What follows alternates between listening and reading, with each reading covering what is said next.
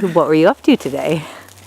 We were walking around the Bacon Flat unit doing FEMO things, fire effects monitoring, observations post-burn on the Bacon Flat burn. Me, Vikki Preston, and Ariel Halpern.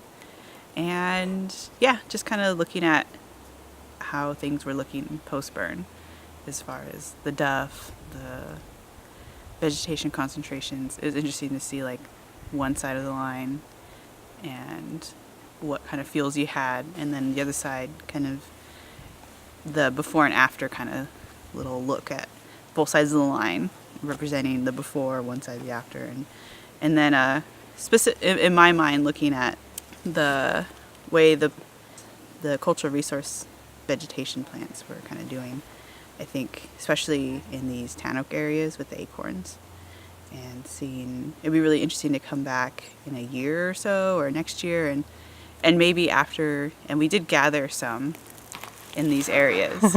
So just something that just occurred to me was that in the process of processing these, it'd be interesting to see like how buggy they are or not buggy, to see how they taste, and just kind of take all these and further evolve this FEMO study, and maybe coming back in the years later and burning again, maybe gathering a few and maybe seeing like what, if there's any sort of change in these, you know, we gathered here last year, there's a lot here now, there's not a lot here, they were buggy before and now they're not buggy, the sizes are different, they were all short and fat before and now they're, I know like that might not change, but just looking at it like that and seeing like what might change from that, and or how could we change, like you know, maybe we should adjust the line later to include some of these acorn trees next time.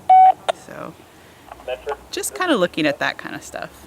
And on the other side, I think we were really interested in looking at the madrones and all those catface trees.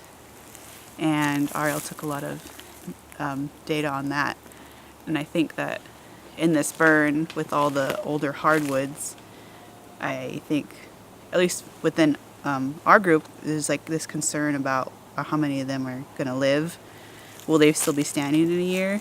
So I think that, one, it's really good for us personally to get eyes on it, and then maybe if we share that in the next year when we burn, or in the next following years, or if we get to, it'd be cool to see like how many of those lived, and maybe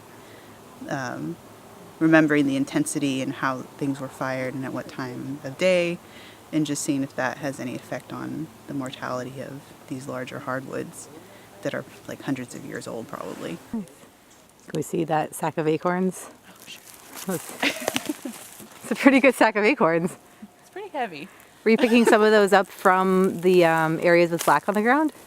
Yeah, some of them were from some of them are from the burned area. Some of them weren't. I've never really picked up from burned areas very much because it's hard to burn acorn areas a lot of times. So that'd be really cool to see. Maybe I should have kept a separate sack for the burned, unburned ones. That would have been kind of cool. But next time.